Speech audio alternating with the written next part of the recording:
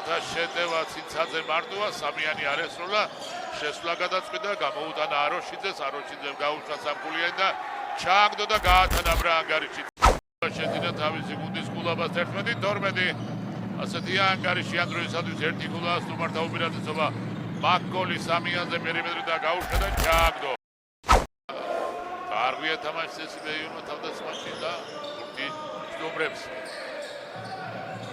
ცინცაძე მოძრაობა შევიდა თორსნაურგულიანი და ჩააგდო 15-18 10 გულა მასპინძლა უპირატესობა შეასრულებს მეორე საჯარიმოს მეორე ვერ გამოიყენა ბრძოლა ბურთისათვის ბერიშვილმა მოხსნა აცილებული ბურთი